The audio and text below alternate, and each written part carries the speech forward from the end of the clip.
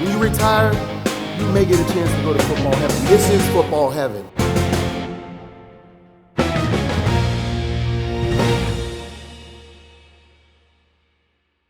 Well, guys, I am super pumped because now we are joined by a class member of 2020 Pro Football Hall of Famer, Mr. Isaac Bruce is joining us. Isaac, welcome to the show. What's up, Jameer? Thanks for having me, man. Oh, man, before we dive in, I got to talk about your backdrop first and foremost. I know I always hear you talk about faith, family, football. Right. And when I look at that backdrop, man, it speaks volumes to that. Tell us all about it. Well, you know, I like being outside the box, Jameer. So a lot of people like framing their Super Bowl trophies, their accolades and their family and other things that, you know, that have already been accomplished. For me, I like framing my future. So that way I can keep it before me and set another goal, reach another goal, and make another board, man. So this is my board, kindly done for me by one of the members of my gym in South Florida. Candy did a wonderful job, and here it is, man. I'm showing it to the world right here on your show. Wow, this is the exclusive, man. Oh, man, thank you so much. I really appreciate you giving us the time. Well, Isaac, the Pro Football Hall of Fame just released the 122 Modern-Era nominees for this year's class. You know what it's like to be on this list. You've gone through this process. But first, we got a chance to open up, and we heard from one of your brothers, one of your teammates, part of the greatest show on turf, Mr. Tory Holt, who was a finalist last year. Just hearing him talk about how he left everything out there on the field. He has no regrets. You were in the locker room with him. You know better than anyone what he meant by saying what he said. Well, I tell you what, you know, one of the first things that stood out with Torry Holt when he first came to St. Louis was just his willingness to learn. I mean, I thought he was a student of the game, very, very well adapt to the concepts that we wanted to run on offense. And more than that, just his character. I thought he was a very well buttoned up young man when he first came in the locker room, always singing, always happy. He always had a little mini concert in his locker. And I think, you know, what didn't stick out to a lot of people is what stuck out to me about Torry Holt was that, you know, just seeing him pack his travel bag, you know, for road trips. I thought it was splendid because he had everything tightly rolled up, tightly knit, put together, and he could put a lot of different articles into this one roller bag. So I was impressed by that. I mean, a lot of guys don't do that. So just to see a rookie come in and do something of that nature and have a good character and a good football player, he exceeded everything that we thought we would have when we drafted him out of North Carolina State.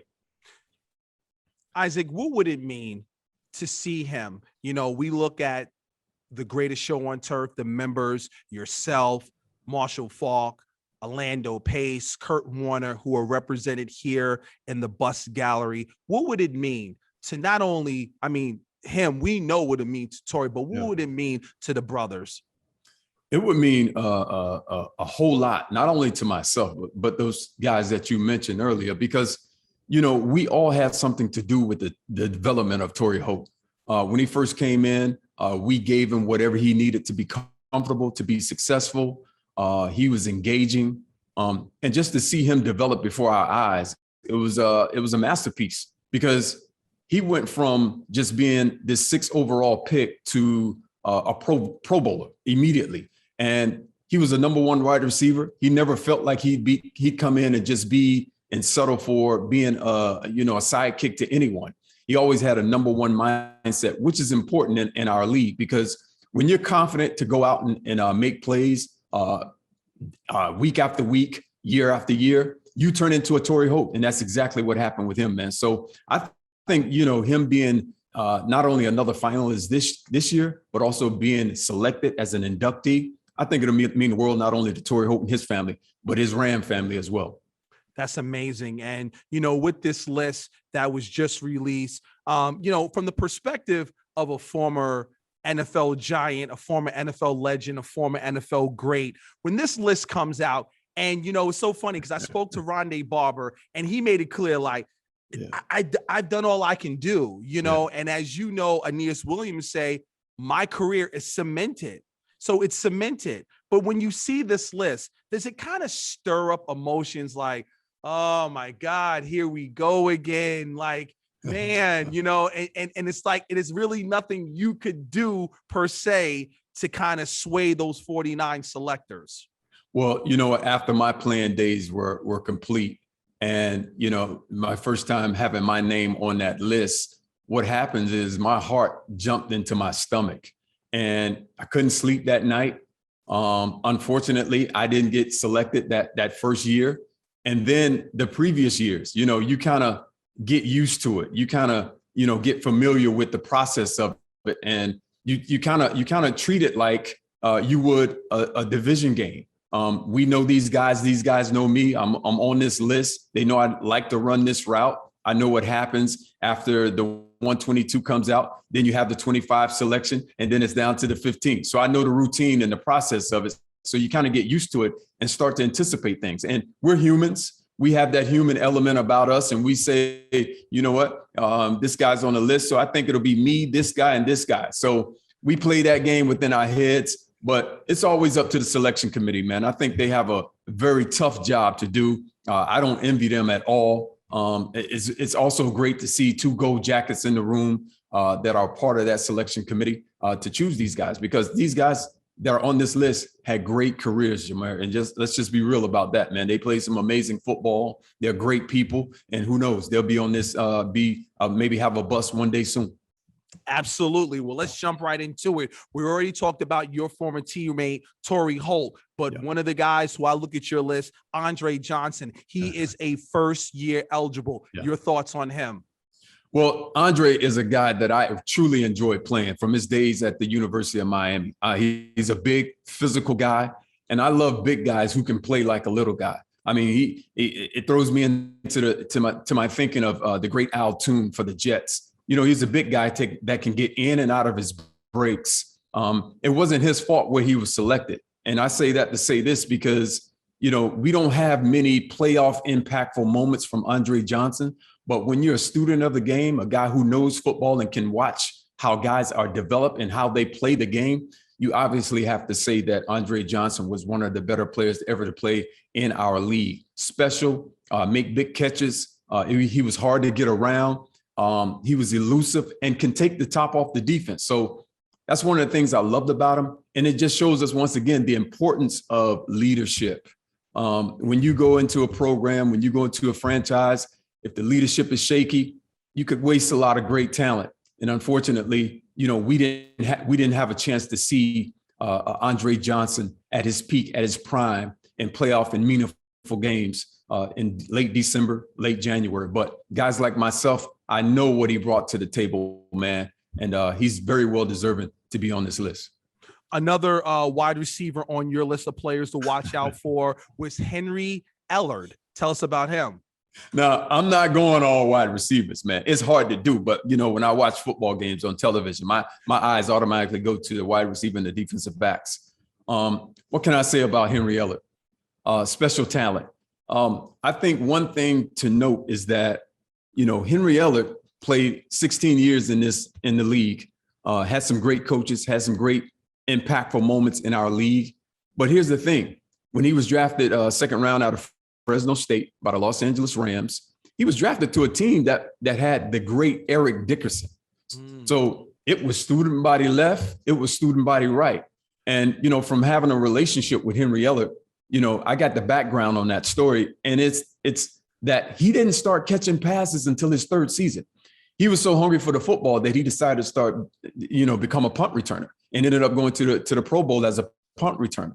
Great route runner, connoisseur of routes. And then he met the offensive coordinator, Ernie Zampese. When they got together, he started catching passes, 70 catches here one season, 80 catches another season. But you talk about a guy who has, I won't say only 800 career catches, but he totaled well over 13,000 career yards. And for me personally, one of my things that I look at for wide receivers, my personal criteria is what he does with the ball in his hands.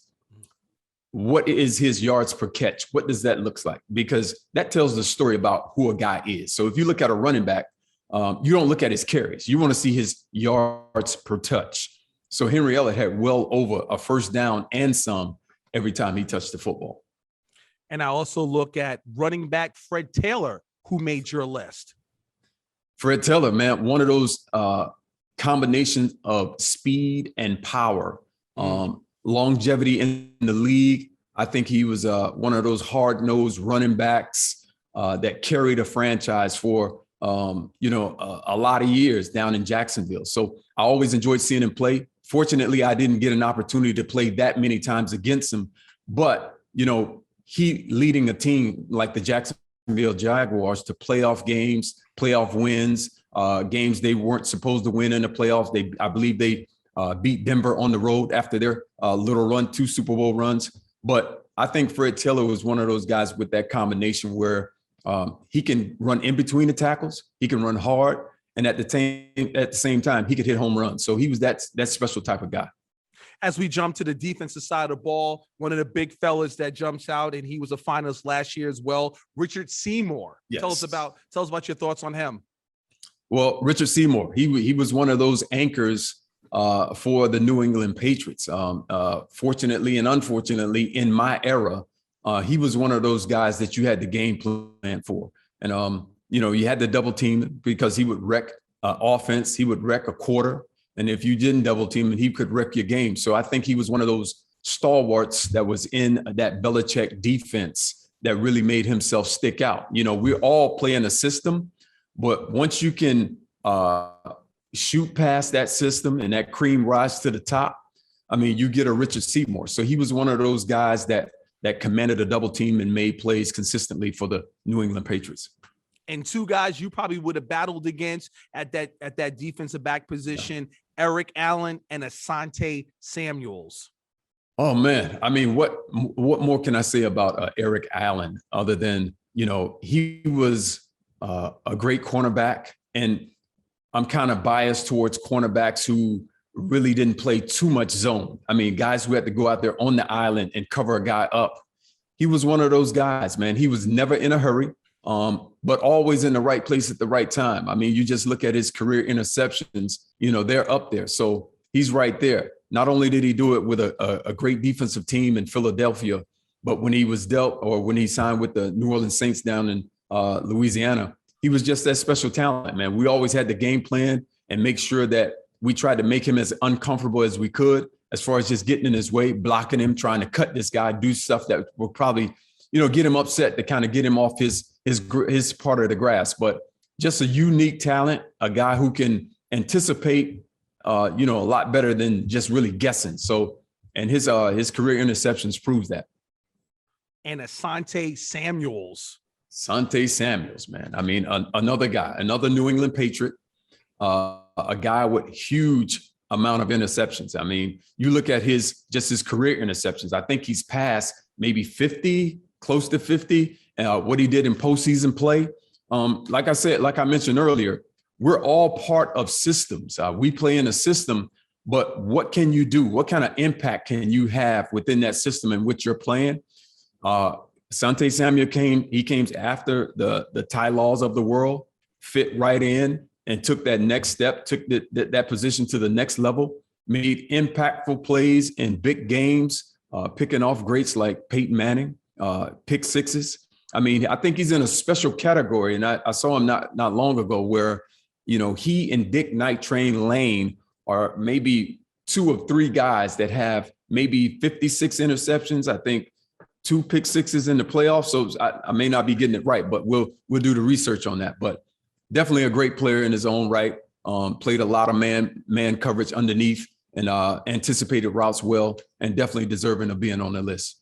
Wow. Well, Isaac, you got a mean list there. But before we let you go, as I said earlier in the tease, that this is a wide receiver dominant, list, dominated by the wide receivers, excuse me. And we're in training camp. It's 122 players. Like you said, we got the cuts that are going to go down to 25 right. and 25 to 15. But when you look at the first year eligibles, and we talked about Andre Johnson, Antoine Bolden, Devin Hester, and Steve Smith Sr. First year eligibles.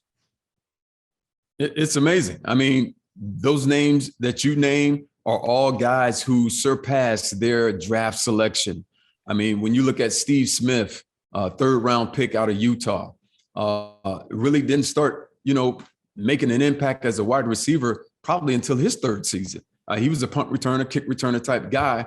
And once he got that opportunity to play wide receiver, man, he showed you what he was made of. Very smooth, very underrated as a route runner, I felt like, but a guy who could make explosive plays at any time in the game. And he was a home run hitter as well. Antoine Bolden, similar. I mean, let's just look at his first game. His introduction into the National Football League was a 200-yard receiving game as a rookie. And I believe that was in Detroit. But I mean, just strong, physical, always there, great production. And I think another guy that's deserving of being on this list. Great guys, great names, big names on the list. So it's definitely going to be a hard choice, hard selection for this selection committee to come down to 25. But, that's what they get paid the big bucks for. Absolutely. And one name that's already a finalist is your former head coach, Dick Vermeel. Hey, what can we say? I mean, when you talk about Coach Vermeel, he's the guy, a person that I call one of the most loyal guys I've ever met. Took two struggling franchises to Super Bowls. Won a Super Bowl 34, and a player's coach. But he got after you. He was very caring, very knowledgeable of the game of football, and developing players. You can see the guys that on his coaching tree. You can see the players that are on his coaching tree as well, how he developed them, made them better football players. So very well deserving to be a finalist. And I think this year is the year for Coach Vermeel, and it'll be tears and wine everywhere, man, for this celebration. Well, Isaac, man, I want to thank you so much for your time. Great lists and great breakdowns. Thank you so much.